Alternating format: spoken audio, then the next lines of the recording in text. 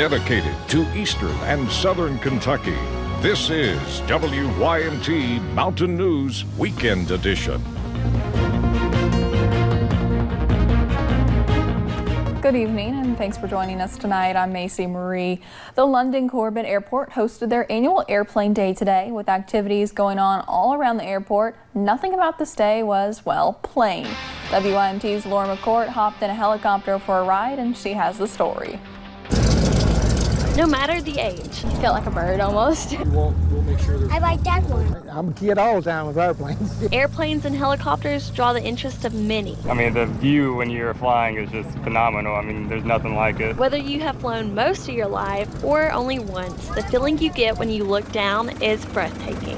Because I feel closer to God up there. Not because airplanes are dangerous, but because I'm up and looking down on God's creation and from a bird's eye view. Everything was tiny. I was very scared going up. But not many people have the privilege of taking off whenever they want.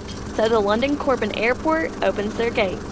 It's basically a way for the city around here, for the people in the area to come out and see what's at the airport. Inspiring future pilots. Otherwise, it would be old people like me sitting around the hangar talking, you know, and nobody will be out flying. All while having fun and soaring through the sky. And you're saying, oh no, it's a moving around, but then after you get going, it's okay. A portion of the money raised will go to a local nonprofit. The money here it's going to the United Way Summer Feeding Program. A good reason to take to the skies. In Laurel County, Lauren McCourt, WYMT Mountain News. The airport manager says visitors are welcome to stop by anytime for a tour of the airport and can even check out some of their on-site planes. Hazard's Chamber of Commerce placed 211 American flags at Bobby Davis Park this weekend. Bobby Davis is a fallen veteran of World War II. The flags are in memory of all the 211 men from Perry County killed during World War II. They're there through the month of July for the community to pay respect.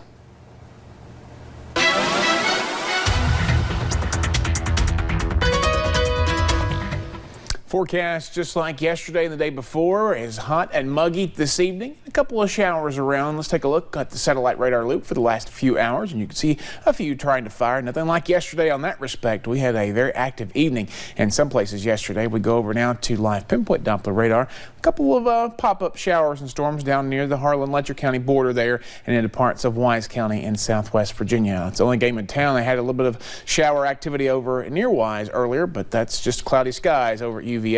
Outside WYMT, beautiful blue skies, just a few clouds, but it is hot. 91 here in Hazard, 88 London, 87 Jackson, 85 a little cooler in Pikeville there, 83 in Harlan, 81 in Wise where that rain just went through a few minutes ago, 90 in Jonesville, and 89 up toward Ashland across the region, 91 Paducah, Louisville, 90 in Huntington, West Virginia, 91 Nashville, and 89 in the Tri-Cities. Your appcast taking you through the rest of the evening. Very handy app to have. It alerted me earlier to some lightning near Whitesburg over there where that cell on the border there. So the isolated chances for showers and storms around about less than 20% at this point, and then we'll start to clear out as we head into the evening. The rest of the forecast coming up here in just a few minutes. Macy. All right, thanks, Brandon. A man led police on a high-speed chase through 2 counties yesterday. Several agencies worked together to catch this man, Justin Michael Donnelly from Georgia. It started when Donnelly did not pull over for a traffic stop and he took off at speeds at more than 100 miles per hour near Highway 552 at US 25. He eventually wrecked off Highway 26 near Woodbine. Donnelly was charged with speeding, reckless driving, and wanton endangerment, among other charges. The U.S. Marshals Cuff Task Force arrested several people in Wayne County, West Virginia on felony charges. Now, 2 of those people were arrested near Fort Gay on drug charges this week. 2 others were also arrested in different areas of the county. Governor Matt Bevin and Democratic Attorney General Andy Beshear are fighting over Capitol office space as they clash in the race for governor. Through a public records request, the Lexington Herald leader obtained a June 26th letter in which finance officials informed Beshear's office that Bevin's administration will move into 2 first-floor rooms occupied by Beshear's employees, with Beshear's workers receiving 2 basement rooms. A group in Madison County is working to decrease the number of teens injured and killed in crashes involving drugs and alcohol. Youth in Action held its annual 4th of July Sticker Shock event this weekend. It involves placing stickers on boxes and bottles of alcohol, and those stickers warn people of the risk of buying people underage alcohol. just kind of warns them that they shouldn't really be doing that and that it's legal. Officers across Madison County helped the students distribute the stickers to several stores in the area.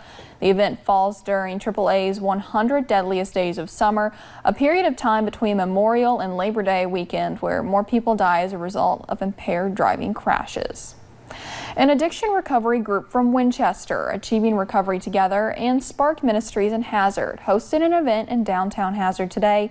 They called the event Rumbles of Hope. WYMT's Katie Cook explains how the day's events made an impact on those struggling with addiction. I've been in several different rehabs before, but never for the right reason. Honestly, in my heart, I was ready to make a change in my life. Shedding hope of recovery to others. And I've been in recovery for 5 years. I just celebrated my 5th year sobriety. Through a fun day of cornhole, good food, and to top it off, a motorcycle ride. I mean, it's going to be absolutely beautiful riding through these mountains of Hazard. The voice you heard earlier, the one talking about change, was David Tobin. He, along with others, shared powerful testimonies about their addiction recovery. There's always that one person that you're going to help, and just to change one life is worth it. Letting others who may struggle with addiction know that they are not alone. Because I know what it's like to be out there. And I think everybody needs a little bit of support. This event focused around faith. We have a huge drug problem in this area, and we know that the only way that it's going to be overcome is by the blood of Jesus Christ. And breaking stereotypes. Just because you're in recovery doesn't mean that you don't have a life and that you don't have any hope. By using bikers as a symbol that there can be good in all things. There's a lot of people, they don't put the connection between bikes and Jesus. You know, they always think bikers are bad, but they're not. So revving up their engines and starting their journey through the mountains, they are inspiring others to start their own journey towards recovery. In Perry County, Katie Cook, WYMT Mountain News. Both Achieving Recovery Together and Spark Ministries serve to help those struggling with addiction. And if you or someone you know face addiction, you can find more information about the organizations on our website, WYMT.com. Get ready for some fun in the sun this weekend over in Pike County. Take a look at the East Kentucky Marina for the East Kentucky Waves and East Kentucky landslide attractions at Fish Trap Lake.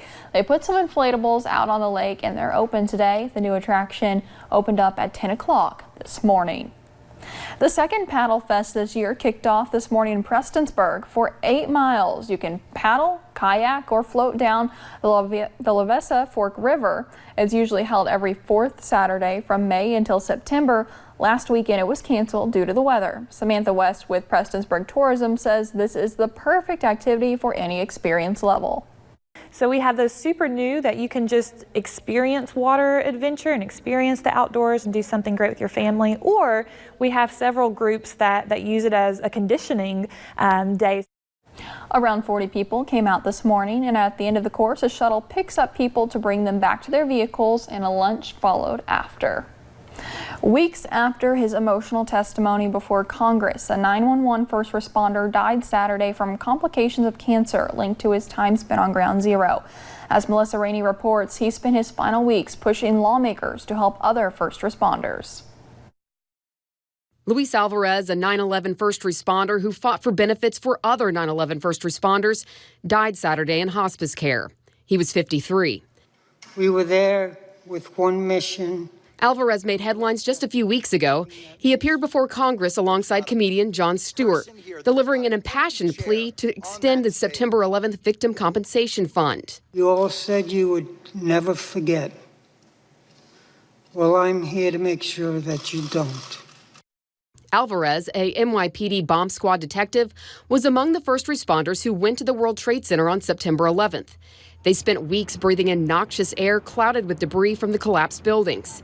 New York officials told them at the time it was safe, but many have since been diagnosed with debilitating illnesses and cancers. When they get sick, they die. It is my goal, and it is my legacy to see that you do the right thing for all 9/11 responders. Alvarez received a standing ovation for his testimony. He will be honored with a funeral organized by the NYPD and the United States military. I'm Melissa Rainey reporting. Still to come on Mountain News Weekend Edition, some Democratic candidates make immigration a top priority on their campaign trail. A muggy night is on the way tonight, and tomorrow we wrap up June. I'll have your full forecast in just a few minutes.